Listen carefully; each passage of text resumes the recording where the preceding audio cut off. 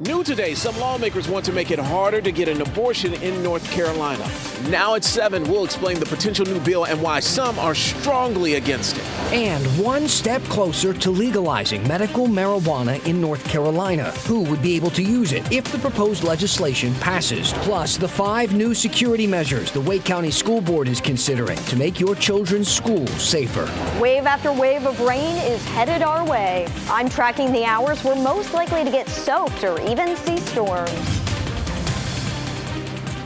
New reaction tonight to a bill in the works that could ultimately lead to new abortion restrictions in North Carolina. Thank you for joining us. I'm Deborah Morgan. And I'm Dan Haggerty. Today, House Speaker Tim Moore said he expects the legislation will reduce the number of weeks at the start of a pregnancy when abortion will be legal. WRAL's Julian Grace is live at the legislative building in downtown Raleigh to explain the next steps. Julian?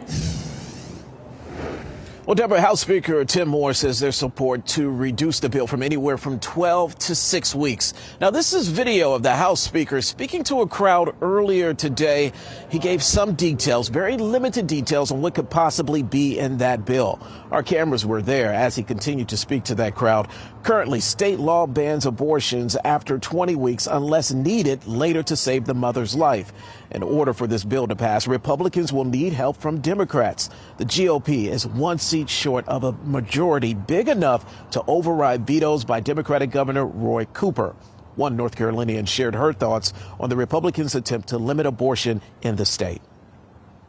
I'm incredibly disheartened to hear that the Republicans are yet again attempting to control the healthcare decisions of the people that elected them to represent us instead of focusing on the real issues that impact the everyday lived experiences of North Carolinians. Strong words right there. Deborah, coming up all new tonight at 10 and 11, hear how one group plans to fight back against that Republican proposal. That's all new tonight at 10 and 11. Deborah? Julian Grace live in Raleigh. Thank you, Julian. Tonight, North Carolina is one step closer to making medical marijuana legal. Today, state senators passed a bill that would do that, 36 to 10. The legislation still needs to pass another vote tomorrow before it then heads to the state house. It's similar to the same bill that passed last year. Supporters, though, have higher hopes this time. The bill's lead sponsor, who is a Republican, recently said he believes there's more support in the House GOP than there was last year. North Carolina is among a small number of states yet to legalize medical marijuana. Today, a state Senate committee approved a bill to toughen the penalties for attacking power or communications equipment in North Carolina. This bill was filed in response to the attack on a Moore County substation back in December. This new bill would raise the penalty for a similar attack to a felony with jail time. That carries with it a fine of up to $250,000. I'm Mark Boyle in WRAL Live Center. State Auditor Beth Wood has some news coming out this evening. We've been covering the story about the hit and run she was involved with since December. And here's the new information. That number right here, $7,700. She will be and has paid out of her own pocket that repair costs for the repairs and the towing, all associated with the crash, with that hit and run that happened back in December. So this story was just updated on our website, WRAL.com, within the past 5 minutes. If you'd like to read how that story has developed, well, a lot, really, over the past couple of weeks. Back to you guys. All right, another development. Mark, thank you. Today, police and deputies were at a Wake County school in response to another threat. Sky 5 flying over River Bend Middle School. This is in Raleigh this morning. Shortly after officers arrived, school leaders say a hoax threat was made against the school.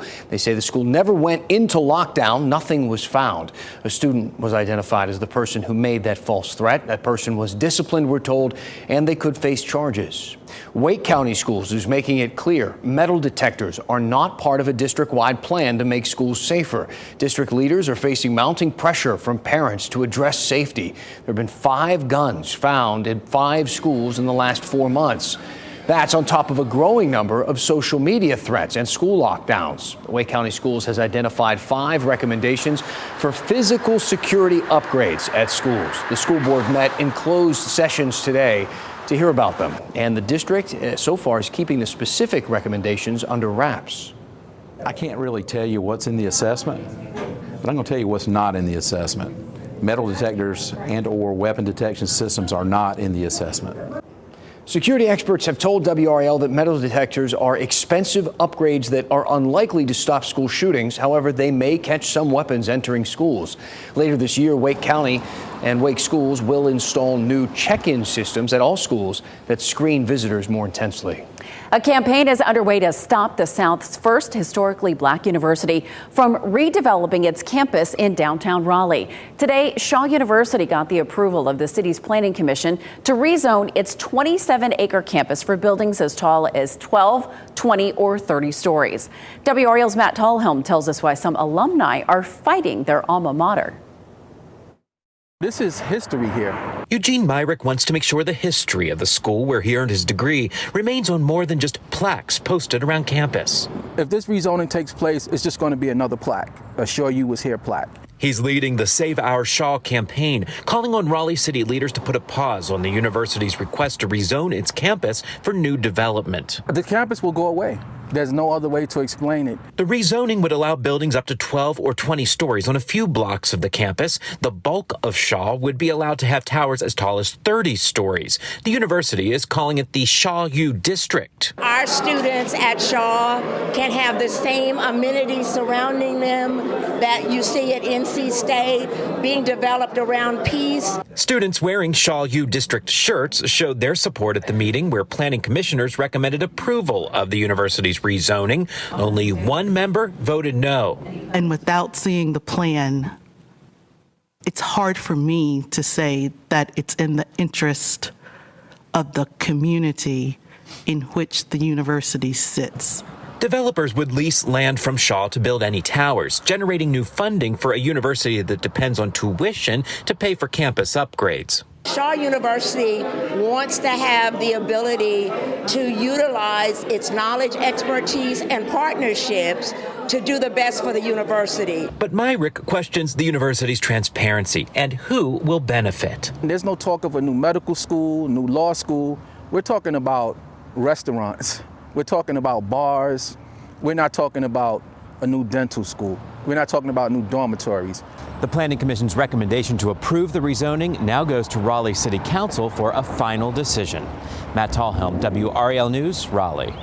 The Raleigh Planning Commission also pushed through a rezoning measure that could add to the city's skyline. It would allow for a 40-story building right next to the Wake County Sheriff's Office, about 2 blocks away from Nash Square.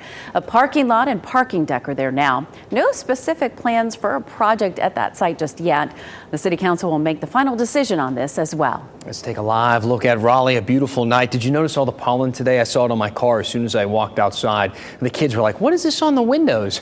Rain moving back into the forecast a little later could wash it away. Meteorologist Kat Campbell joining us now from the WRAL Severe Weather Center. If people are thinking to themselves, man, it sure seems early for all this pollen to be out, they're right. Absolutely. We've never seen pine pollen like this early in the season, but it is the warmest February on record. Rain is returning, though. That's going to help to wash away some of the pollen. We're going to need that rain tomorrow night into Thursday morning. It's not just that round of rain, but additional rounds likely starting tomorrow night all the way through Friday night. So let's start with the first round. During the day tomorrow, it is going to be dry. No issues for the morning commute, no issues for the evening commute. In fact, really no rain through midnight, but after midnight tomorrow night into early Thursday morning, we'll begin to see the rain pushing in from the west. Could become fairly widespread and perhaps heavy as we get toward 4, 5, 6 a.m. in the morning. And as we continue throughout the morning hours, we see that main band move to the east and some scattered showers left behind for the morning commute into the afternoon.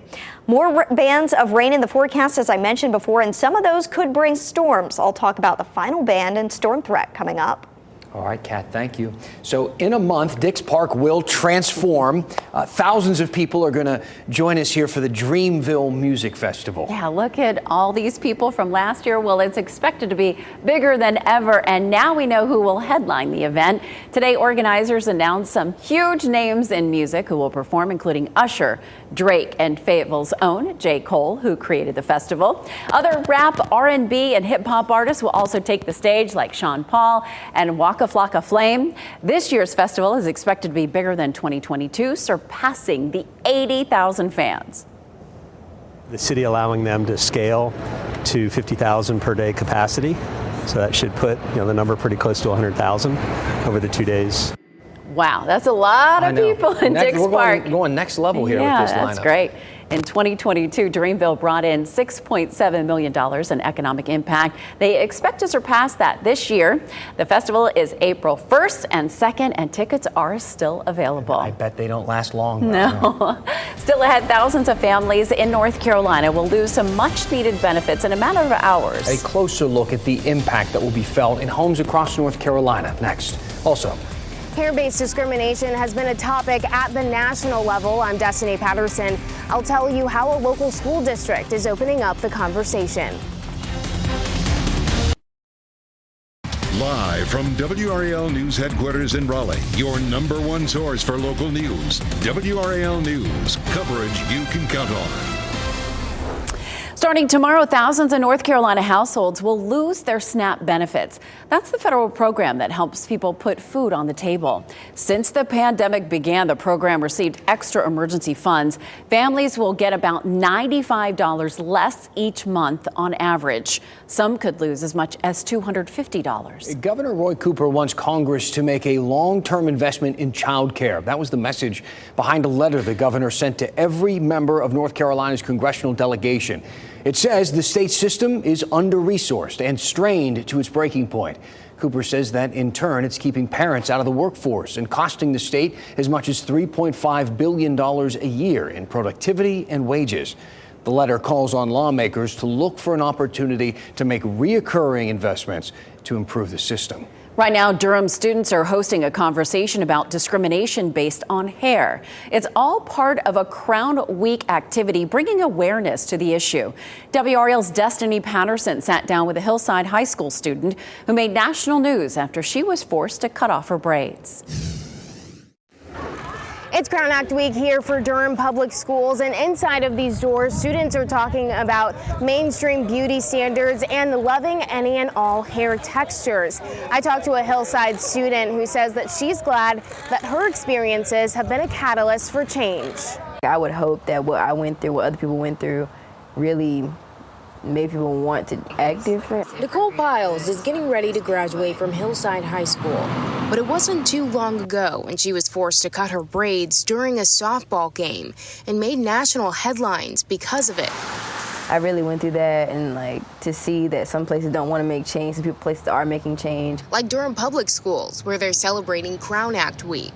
These spaces are important, not only for our students now, but as they grow. The Crown Act stands for Create a Respectful and Open Workplace for Natural Hair. It's a law that prohibits race-based hair discrimination. So far, 20 states have put the law in place. We want to make sure that we cultivate spaces where our Black and brown students are able to be in a place where their identities are affirmed, specifically their hair. Twists and locks and all of that. It's fun. It's really nice. I enjoy it. But at the end of the day, like I said before, you kind of wish you wouldn't have to do those things to make people feel included, because people should feel included regardless. But you need representation. While Piles says more work can be done, her dad is already proud of what she's accomplished so far. I think I raised her right to be a strong, young, independent lady. The district has several events as well as a Spirit Week planned. You can find more information on that on WRAL.com. Destiny Patterson, WRAL News, Durham. An electric vehicle charger manufacturer coming to the Triangle is bringing double the amount of jobs it previously promised. Earlier this month, ChemPower Inc. announced it would invest $41 million for a new facility in Durham County. The company says it now plans to create 601 jobs instead of the 300 it initially proposed. That's after Durham County commissioners approved a new local economic incentive for the project last night. On average, the jobs will pay more than $71,000 a year. Boy, I hope you enjoyed today. It was absolutely perfect, and what a beautiful night they're having in Sanford and all around our area, too. Meteorologist Kat Campbell joining us now because we have another system heading our way to bring some changes, Kat. Yes, we do, Deborah, and this is going to bring changes in parts, a few ways of rain possible. What we'll first see, we're going to see this system on the west coast really dive south, come together, and then it steers back to the northeast this week. So that's really going to be the system to watch. It brings a threat for severe weather to portions of the south and the southern plains on Thursday, and a pretty significant threat. Already a level 3 out of 5 threat for the areas in orange. Over 47 million people are at risk of tornadoes, damaging wind gusts, and the potential for some large hail. We're going to be watching this system as it brings the final round of rain, perhaps some storms on Friday. The threat for severe weather is not high at this point. In fact, it's greater to our west, but this is going to be a day that we're going to continue to monitor. Tomorrow is the first time we'll get in high resolution model data for Friday's rain and storms, so I encourage you to check in for an update tomorrow. Certainly no need to panic on Friday, severe threat just yet, but it's something we want to watch, so check back in as we fine-tune those details. For tomorrow during the day, it's dry. You're not going to have to worry about rain during the day. It's warm. Get outside, soak it in. We're dry through tomorrow night, but it's after midnight that we see the rain beginning to move in. And the rain's likely to stick around very early on Thursday morning. Some showers left for the morning commute, maybe not as widespread. And then we get a little bit of a lull for the most part Thursday during the day. There may be a few spotty showers, but the next round is likely to fill in Thursday night into early Friday morning. And you can see just some scattered showers with that round. But here's the final round ahead of a cold front, and this is the one we're going to watch to see the exact timing of when it arrives. That's going to affect the energy levels and how far the low pressure tracks to the north. That's also going to impact how much energy is available for any thunderstorms in the atmosphere. Still some question marks there right now, but it looks like if we do see those storms, they would arrive late in the evening on Friday. For now, though, it is a quiet night in Apex. Some folks out and about driving around. Nice evening to have the windows open as you drive. Tomorrow morning, it's going to be a quiet start to the day. Temperatures in the 50s, 52 at 8 a.m. with plenty of sunshine. By lunchtime, we have partly cloudy skies returning with temperatures near 70 degrees. You know, teachers, if you want to take the kids outside for lunch tomorrow, should be a beautiful day to do that. Just beware the pollen. And then during the afternoon, temperatures topping out in the mid 70s. So fairly close to where we were today. Maybe a degree or two cooler thanks to the partly cloudy skies filling in later in the day. 76 in the Triangle tomorrow, 71 in Roxborough, 74 in Rocky Mount, 75 degrees in Siler City, near 80 again for Fayetteville, Clinton, 77 in Smithfield, 75 degrees in Sanford. Temperatures stay mild through Friday. It'll be windy on Friday, regardless of whether or not we see any thunderstorms. It's going to be a blustery day as we see that cold front pass through, but the cold air isn't going to arrive the second that cold front hits. It takes a little while for the cooler air to move in. Saturday in the upper 60s, possibly 70s with sunshine. Sunday 63. It is looking like we may finally have a nice weekend on tap. Finally. Not the 70s Yes. all around, but not too bad. We deserve it for sure. Thanks, Kat. Seniors struggling with disabilities can feel isolated, but now they have a way to contact and connect with each other through the metaverse with people from around the world.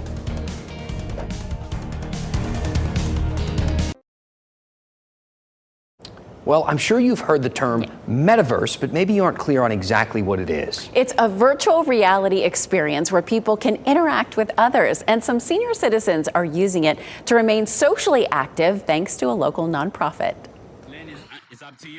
This is a virtual reality experience in the metaverse world. All right.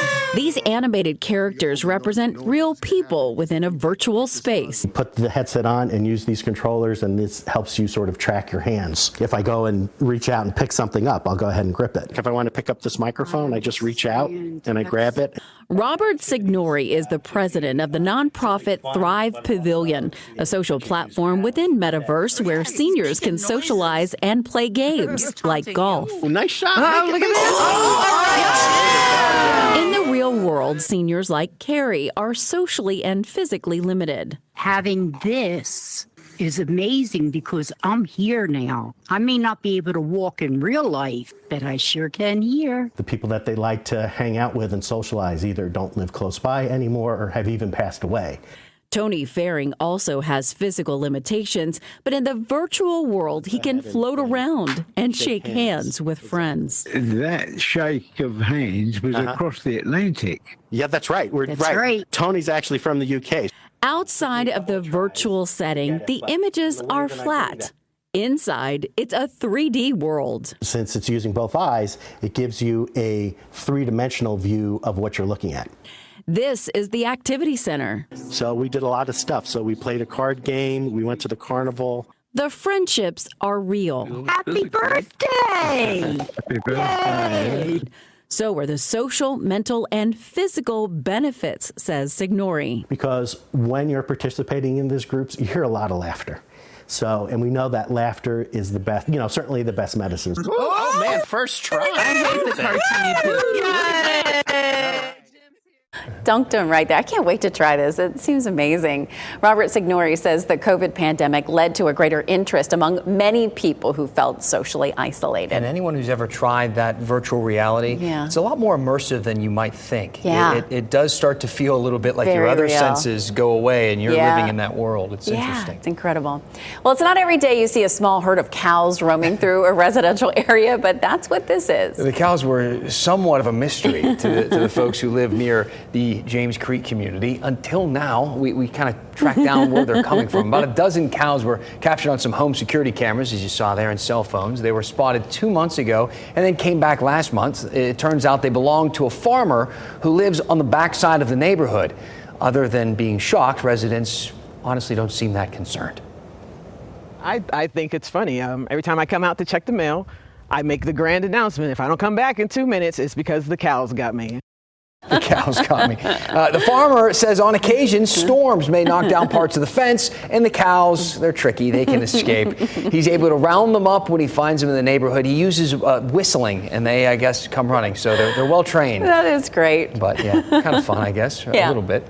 We're howling with excitement as we wish a happy wedding anniversary to NC State's Mr. and Mrs. Wolf. Yeah, the university sent out this adorable tweet today as they wish the couple well on their special day. 42 years ago, they were married at halftime at the basketball game in Reynolds Coliseum. The Wake Forest Demon Deacon officiated the ceremony. I don't know who their doctors are, but they're aging they're looking well. good. Yeah, they look good. Good creams or something, I guess. Hey, thanks for joining us tonight. See you at 10 and 11. Good night. Keep watching WRAL News over the air Channel 34 and Spectrum Channel 1257.